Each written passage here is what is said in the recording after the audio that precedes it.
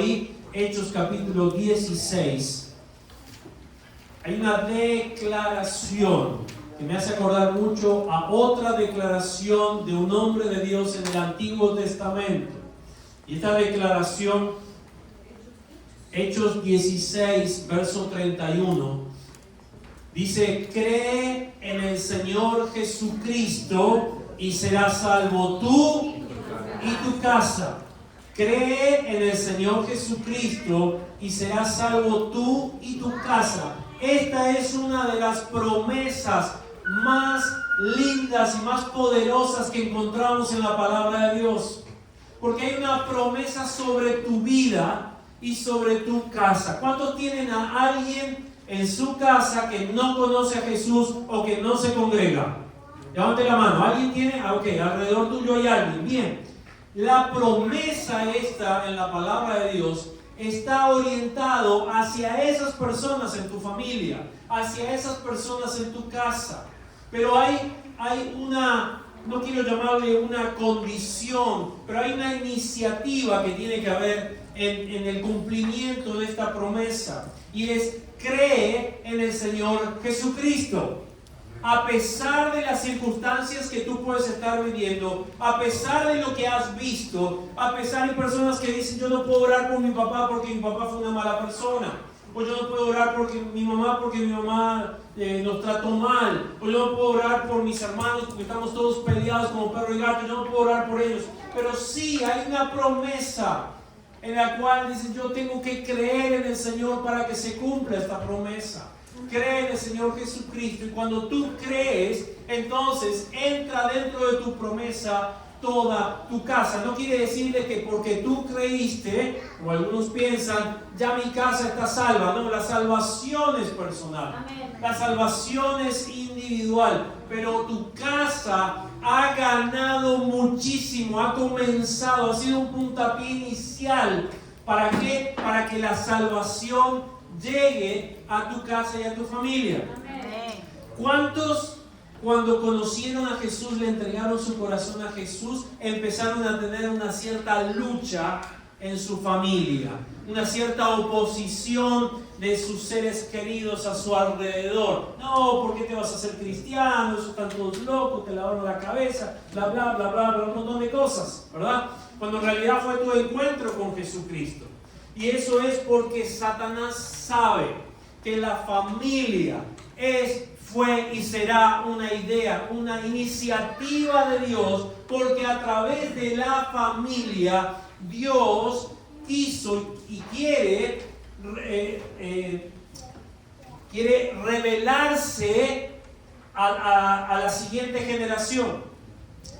Cuando Dios se encontró con Abraham, la promesa estaba sobre él, la bendición estaba sobre él, pero inmediatamente se incluyó la siguiente generación. Por eso conocemos que es el Dios de Abraham, de Isaac y de Jacob. Siguientes generaciones, y podríamos seguir hacia adelante en esa generación con José y con toda la generación que vino. Hay una promesa sobre la familia. Dios no creó en el Génesis, en el capítulo 1, Dios no creó una empresa, Dios no creó una compañía, Dios no fundó la iglesia, por más importante que sea. Dios lo que formó en el Génesis, en el comienzo, en el principio de su sueño, en el principio de su visión, en el principio de su creación, lo que formó fue una familia. Amén. Porque a través de la familia, Dios planeó revelar su corazón y la bendición de generación en generación. ¿Por qué creen entonces, o por qué pensamos que lo primero que atacó el diablo en el huerto del Edén no fueron a los animales, no fue al cielo y a la tierra, no fue a las estrellas? ¿Qué fue lo primero que atacó? La familia. Y lo sigue haciendo, buscando destruir el propósito de Dios por medio de la familia. La familia es una idea de Dios. Vivimos en una época donde Todos hablan de la familia, pero pocos saben lo que realmente es una familia según Dios. La cultura moderna nos enseña que la familia existe para satisfacer nuestras necesidades personales. Algunas culturas enseñan que la familia es lo más importante. Nosotros venimos de una cultura latina donde la familia es muy importante. Hay un dicho que dice, por lo menos en mi país, lo primero es la familia. Lo más importante a lo que tengo que rendirme es a la familia. Pero estos principios enseñan que el individuo en la familia o que la familia en sí sola es lo importante. Pero la Biblia presenta una perspectiva totalmente distinta, una perspectiva que viene del corazón de Dios. La familia no es una invención humana, es una institución creada por Dios para reflejar su amor. Yo, como parte de la familia, tengo el propósito de Dios en mí de reflejar el amor de Dios a los que me rodean, a los que son mi familia. No hay otra manera más importante de que las siguientes generaciones puedan conocer a Jesús si no es a través de la familia. Pensamos que esa es una responsabilidad de la iglesia. Lo es en cierta manera, pero la iglesia es la constitución de muchas familias que se reúnen con un propósito, pero no delega el propósito de una familia de revelar el amor de Dios de generación en generación hacia las siguientes generaciones, como lo tiene una familia y no una iglesia. Por eso la pregunta no es ¿qué dice la cultura acerca de la familia? La pregunta es ¿qué Dios dice de la familia? Amén. En el primero de los puntos que desarrollé es la familia. Si estás tomando nota, la familia es idea de Dios. La familia no nació en el gobierno. La familia no nació en la sociedad. No fue primero la sociedad, después la familia. La sociedad es la constitución de muchas familias.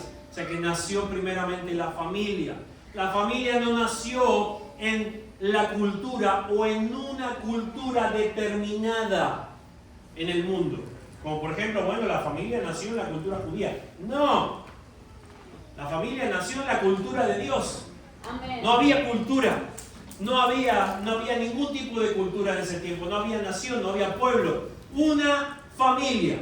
Y esa familia nació en el corazón de Dios. Y dijo Dios, y nació y se hizo la familia. Antes de crear cualquier nación en el mundo, Dios creó una familia. Y antes de crear la iglesia, Dios estableció un hogar. Y te voy a decir algo muy importante. Dios crea la familia en el huerto del Edén. Y como 3000 años después, dijo, vamos a formar la iglesia. Ahora, si es Dios y forma la familia, y muchos años después forma la iglesia, para el corazón de Dios, ¿qué es más importante? Porque formó primero la familia. Entonces, punto número 1, la familia es el primer proyecto de Dios en este mundo. Y uno puede decir, bueno, no, lo primero que hizo fue separar el cielo de la tierra, la luz de las tinieblas, creó las estrellas, creó los animalitos, creó los peces. No, lo que hizo Dios fue ambientar un lugar maravilloso para poner ahí la familia. El hombre fue creado básicamente ahí en un lugar que estaba bastante salvaje. Pero el hombre fue formado ahí. Pero cuando fue creada la mujer, que a propósito fue creada a costilla del hombre, de la costilla del hombre. Cuando fue creada, la mujer abrió los ojos y vio ya todo el paraíso armado. Por eso las mujeres necesitan tener todo decorado. El hombre puede vivir en el monte, no hay problema, pero la mujer necesita decorar el monte. Sí, así es. Está en el monte y lo barre. No, necesita todo decorado. Pero que así Dios lo creó y así Dios lo formó. Dios hizo todo con un propósito y los puso. Por eso preparó todo para su gran proyecto, que fue y que seguirá siendo la familia. Punto número 2, la familia es el lugar, escucha bien esto y toma nota, la familia es el lugar donde se forman las siguientes generaciones. La familia es idea de Dios, pero la familia en esa idea de Dios es el lugar donde se tienen que formar las siguientes generaciones. Mira lo importante que es. Yo le digo a los jóvenes que están acá, miren lo importante que es el formar una familia. ¿Por qué? Porque de esa familia Dios está mirando, Dios te está siguiendo, ¿sí? Dios te está siguiendo. Y yo lo miraba, cuando yo era joven lo pensaba de esa manera, Dios me está siguiendo. Y como que cuando yo estoy mirando por ahí a la filistea que está ahí, Dios me dice, no es por ahí, no es por ahí, porque con ella no vas a poder formar esa familia. Con ella no vas a poder cumplir mi propósito. Dios me desviaba un poquito para acá, un poquito para allá, hasta que Dios me bendijo tanto. Ustedes ya saben. ¿Por qué? Porque Dios quería bendecir a mis siguientes generaciones. Escúchame, Dios quiere bendecir a tus siguientes generaciones. Amén. Dios ya te alcanzó con la salvación. Tú ya eres salvo. Ahora el propósito de Dios es que en ti también se pueda formar una familia. ¿Para qué? Para que las siguientes generaciones puedan recibir el amor de Dios en tu vida. No importa la situación que hayas vivido en tu familia, es lo que Dios va a hacer a partir y a través tuyo. Dios quiere sanar tu corazón. Mira, es tan importante. Dios te ha traído una iglesia. Dios te ha puesto en una iglesia porque quiere sanar tu corazón y que dejes de ser esa persona que no puede bendecir por el carácter que tiene, que no puede bendecir porque le salta el indio, porque porque es una persona que provoca, es una persona que no tiene paz, es una persona que quiere sanar todo eso. No importa la cultura, no importa la forma en la que tú viviste tu pasado, no importa aún si has fracasado en una familia anteriormente. Si Dios es un Dios que restaura, porque a Dios le interesa lo que va a pasar con tu vida y con las siguientes generaciones que vienen. Amén. La familia no se trata de mí. La familia no se trata de ti, no se trata de tu comodidad, no se trata de tu beneficio, no se trata de lo que puedes tú lograr por tu familia. Se trata de lo que Dios quiere hacer a través de la familia. Dios nunca piensa solamente en una persona. Dios piensa en hijos, Dios piensa en nietos y Dios piensa en futuras generaciones. No dejes de orar por tus hijos, no dejes de orar por tus nietos, aunque todavía no los tengas. No dejes de orar. No dejes de manifestar el amor de Dios, porque si quieres saber cuál es la voluntad de Dios para tu vida, es que Él pueda manifestarse a través tuyo para bendecir a tus hijos y para bendecir a tus nietos. Amén. Por eso Pablo le dice al carcelero en el libro de Hechos: cree en el Señor Jesucristo y serás salvo tú y tu casa. Amén. Ese carcelero estaba a punto de matarse porque hubo un terremoto en la cárcel. Un terremoto provocado por dos personas que aún en medio de la situación más difícil decidieron adorar y alabar a Dios. Amén. Te pregunto, en medio de la situación difícil que puedes estar viviendo en tu casa, provoca un terremoto, empieza a adorar a Dios. Amén. Empieza a alabar a Dios. Amén. Pablo y Silas estaban atados de pies en el cepo y de manos, estaban en la cárcel, no eran las cárceles de acá, eran las cárceles que eran cuevas literalmente. Y estaban sentados en el piso húmedo, seguramente había ratas, estaban en lo último, el último calabozo que era el peor. Y ellos deciden, uno se preguntó al otro: ¿qué hacemos acá? Mira cómo estamos. Y el otro dijo: vamos a alabar a Dios. Se pusieron a dos ahí en el cepo a alabar a Dios. Y Dios provocó un terremoto. ¿Sabes por qué provocó el terremoto? ¿Porque quería liberar a ellos? ¿Quería liberarlos? No. Es más, ninguno de los presos se fue. Yo imagino que alguno de los presos habrá pensado en esta es nuestra oportunidad. Y ponemos así el ángel del Señor con una espada gigante así. El primero que sale de acá vuela. Porque no era el propósito que se escape ninguno. El propósito era la salvación de una familia que necesitaba el amor de Dios. Y ese hombre se estaba a punto de matar porque pensó que había perdido a todos sus presos, era el guardia principal de la cárcel, se estaba por matar. Y Pablo le dice, no te hagas daño porque todos estamos acá. Esto que pasó fue por ti, varón. Dios interviene y hace situaciones que parecen terremotos en nuestra vida, porque hay alguien en tu casa que necesita salvación, porque hay alguien en tu familia que necesita a Cristo. El apóstol Pablo podría haberle dicho, cree en el Señor Jesucristo y serás salvo. ¿Qué necesidad? No había nada, estaba él, estaba nada más que el carcelero con la espada en la panza. Y Pablo le dice, le podría haber dicho, tranquilo, tú cree en el Señor Jesucristo y serás salvo. Punto. Pero Pablo sabía por revelación del Espíritu Santo de Dios que había algo mucho más importante que la salvación de una persona, y era la salvación de una familia. Amén. Qué importante que es para Dios la familia. Le dice, cree en el Señor Jesucristo y serás salvo tú y tu casa. Amén.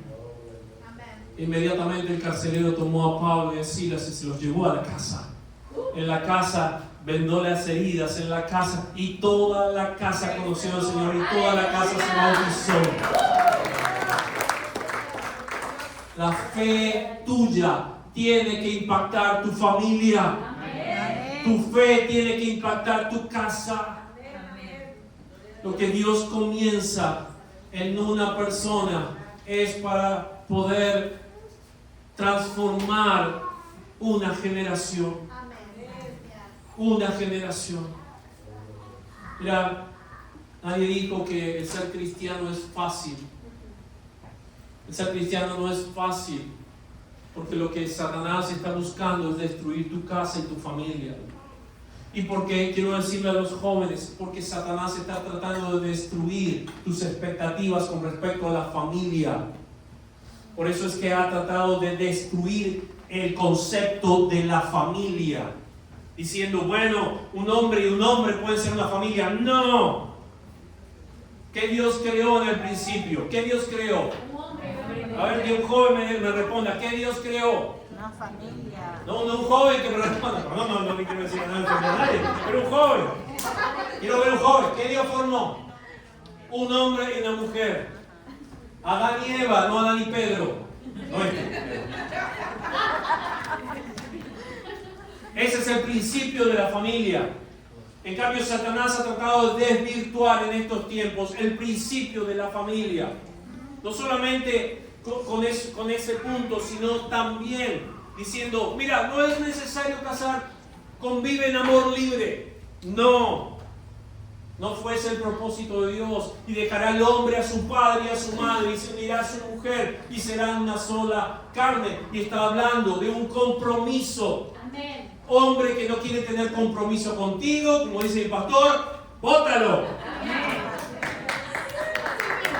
Mujer que no se quiere comprometer contigo, no es para ti. Compromiso es el concepto de la familia que está en el corazón de Dios. No existe.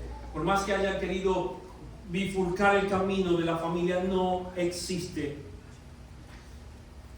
Porque Dios tiene planes para bendecir tu casa, tus hijos y las siguientes generaciones. Amén. Yo sé que yo veré la gloria de Dios en mis siguientes generaciones. Punto número 3 y ya termino. La familia funciona cuando Dios es el centro. Cuando Dios ocupa el centro, cuando Dios es el centro, solamente la familia funciona. La familia no funciona uno para acá y otro para allá. La familia no funciona cuando uno envía a su esposa o la esposa envía al esposo a la iglesia. Ve tú a buscar a cuando lo envía a orar, cuando lo envía. No. La familia funciona cuando los dos buscan del Señor. La familia funciona cuando ambos.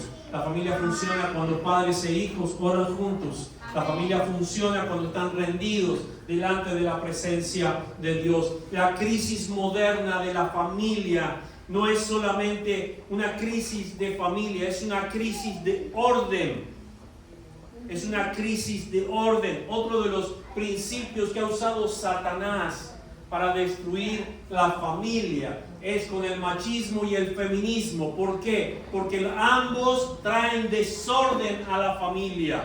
Ambos traen sufrimiento a la familia. Ambos necesitan el orden de Dios, el orden de lo que Dios estipuló en su palabra. Cuando el individuo, hombre o mujer, ocupa el centro, es lo importante en la familia. Cuando solamente yo me ocupo de tratar de complacer a mi familia o de buscar que mi familia me complazca a mí y buscamos el placer familiar. Yo no estoy diciendo que sea algo malo, pero cuando estamos buscando eso y dejamos a Dios fuera del círculo, es cuando estamos en desorden. ¿Por qué? Porque ¿quién creó la familia? Punto número 1. ¿De dónde vino la familia? Del corazón de Dios. Entonces, si yo dejo al Creador afuera, estoy dejando el 100% del propósito de la familia fuera de lo que yo llamaría una familia. La familia puede convertirse en un ídolo.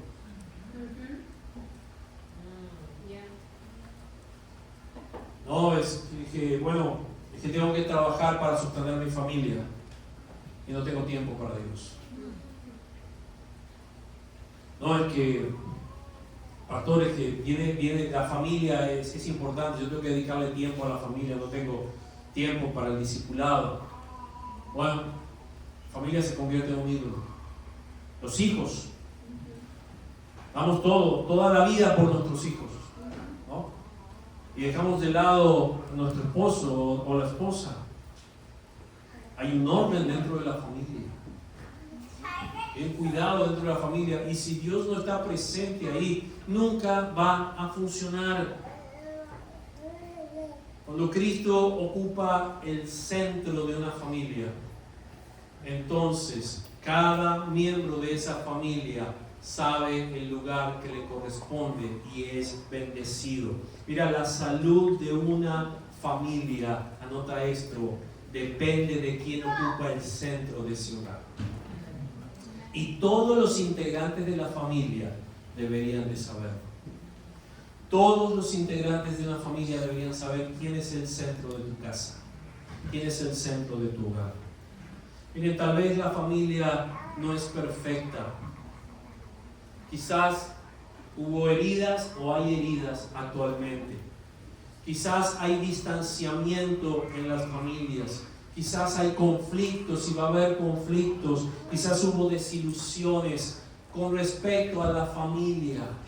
No, yo no me quiero casar porque tuve una pareja o un marido que fue golpeador y ahora yo no quiero volver a eso. No tienes por qué volver a eso, pero no tienes por qué dejar de lado el principio de Dios, porque tú tienes que seguir creyendo en el principio de Dios. Amén. Pero también tienes que dejar que Dios sane las heridas de la familia, del pasado y del presente, para que Dios pueda glorificarse a través de tu familia o a través de la familia que tú vas a formar en algún momento. Dios no busca familias perfectas. Dios no quiere que tu familia sea perfecta, porque ninguna familia es perfecta. Ayer estábamos grabando el programa de radio y estábamos hablando de esto mismo. No hay una familia perfecta. Pero yo noté esto que vino en ese momento. Dios está buscando familias dispuestas. Dios está buscando familias que lo pongan a Él en el centro del hogar, en el centro de la familia. ¿Por qué? Porque la familia sigue siendo el plan de Dios para alcanzar a las siguientes generaciones. Iglesia, nosotros como iglesia amamos las siguientes generaciones. Para nosotros son las presentes generaciones. Los niños que tenemos, el más pequeño que tenemos acá es Micalito. Micalito no es el futuro de la iglesia. ¿Y está quién más está? Isaac, allí estaba, no lo veía. Sí, Isaquito. No son el futuro de la iglesia. Acá está el papá, no lo veía, está buscando. no son el futuro, son el presente de la iglesia. Amén. Yo veo los domingos como todos vamos a rodearnos y estamos ahí, ¿no? Porque son el presente, son el presente. Me bendice verlos. Me bendice ver a nuestros jóvenes aquí. Me bendice ver a nuestros jóvenes alabando a Dios. Me bendice ver a nuestros jóvenes sirviendo a Dios. Me bendice ver a nuestros adolescentes sirviendo al Señor. Pero no me bendice cuando un padre no toma esa responsabilidad de traerlo a la casa de Dios. No me bendice, no bendice a nadie cuando un padre no toma responsabilidad sobre la vida espiritual de sus hijos. Cuando un padre prefiere quedarse viendo el partido del mundial antes de venir a la casa de Dios. Y lo digo en el mes de que estamos comenzando el mundial. No tengo ningún problema en decirlo, porque el día de la final del mundo, el mundial anterior, este pastor durante el partido de Argentina en la final del mundo estaba acá arriba predicando. Vos eras el único. Sí, no vi nadie, estaba yo solo. No vi el partido. Y el sonidista y el otro que estaba ahí estaban con el teléfono. Y este estaba predicando. Así que no tengo excusa, no hay excusa, no hay excusa. No puedo. Nunca le impidas, nunca le impidas. Mira, papá que eres papá ahora o que vas a ser papá o mamá en un futuro, nunca seas piedra de tropiezo para que tus hijos, para que tus nietos vengan a la casa de Dios. Insiste. Ve a tus hijos y me dejas llevar a mis nietos el domingo a pasear y te los traes a la casa de Dios y después los llevas a tomar un helado. Pero los traes a la casa de Dios. Tiene que ser lo más importante, porque si hay algo que Dios está esperando es que tú seas su instrumento para transformar esas siguientes generaciones que están bajo tu responsabilidad. Amén. Si Dios puede transformar una persona, como lo hizo con el carcelero de Filipo, Dios puede transformar una casa. Amén. Dios puede transformar una casa. Y yo creo que tu casa, tú y tu casa será bendita. Amén. A través tuyo. La familia, según Dios, no se construye a través de una cultura. Por lo tanto, no puedes dejar que la cultura tenga influencia sobre la vida de tus hijos. Ten mucho cuidado, papá, mamá, abuelos, tengan mucho cuidado. ¿Por qué? Porque a veces también pensamos que una hora de iglesia el domingo es suficiente. No. ¿Cómo puedes contrarrestar una hora de iglesia con 7 días donde ese niño recibe en un celular, en una televisión, en una tableta, todo el bombardeo asqueroso del mundo que hay hoy en día? ¿Cómo puedes contrarrestar un versículo bíblico que pueda aprenderse ese niño en Kitson ese domingo o en la casa de Dios, ese joven, con todo lo que recibe en la música que escucha? Jóvenes no pueden permitir que la música del mundo llene sus corazones. Tiene que ser la música de Dios. Hay una música hermosa, una música preciosa para alabar a Dios hoy día. Pues deja que sea esa música la que invada y llena tu corazón, tu mente, tus pensamientos. Amén, amén. La cultura de salvación de tu casa, de tu familia. Piensa por un instante, sobre todo los jóvenes que están acá, piensen por un instante el día de mañana cuando tengan su esposo, su esposa, sus hijos. Ese propósito de Dios vendrá sobre ustedes. Esa responsabilidad vendrá sobre ustedes. Y todo lo que Dios quiere hacer en sus vidas es que se manifieste la gloria de Dios sobre la vida de tus hijos. Cuando sean padres, los que son padres hoy día acá me pueden acompañar en esto, espero. No hay nada más lindo que le podamos dejar a nuestros hijos. En la radio ayer hablamos, decíamos, no hay, escucha los programas, y jueves a las 3 de la tarde por la 988.3, ahí estamos. Estuvimos hablando de la familia todo ese mes, para que lo puedan disfrutar. No hay nada más importante que le puedas dejar a tus hijos o a tus nietos que a Cristo en sus corazones. Una casa se les puede ir, una herencia se puede perder, un estudio, es bueno, está bien. Pero ¿de qué le sirve, dice la palabra de Dios, a ese hijo, a ese nieto, ganar el mundo entero y perder su alma? Lo más importante que le puedes dejar es que Cristo esté afirmado en sus corazones. Cuando Cristo gobierna una familia, el futuro cambia. La pregunta no es qué clase de familia heredamos. La pregunta es qué clase de familia vamos a construir bajo el gobierno de Dios. No es lo que, no es lo que heredé, es lo que mis padres pusieron sobre mí, es como me formaron. Un texto que conocemos de memoria es: cuando tú vienes a Cristo, eres una nueva criatura. Criatura es creación. Cuando vienes a Cristo, eres creado de nuevo. Las cosas viejas deben pasar. Es un proceso, pero deben pasar. Y aquí todas tienen que ser hechas nuevas. El carácter de Cristo es lo que tus hijos deben ver. Tiene que formarse en ti. Tiene que formarse en mí el carácter de Cristo. Yo quiero invitarte a que cierres tus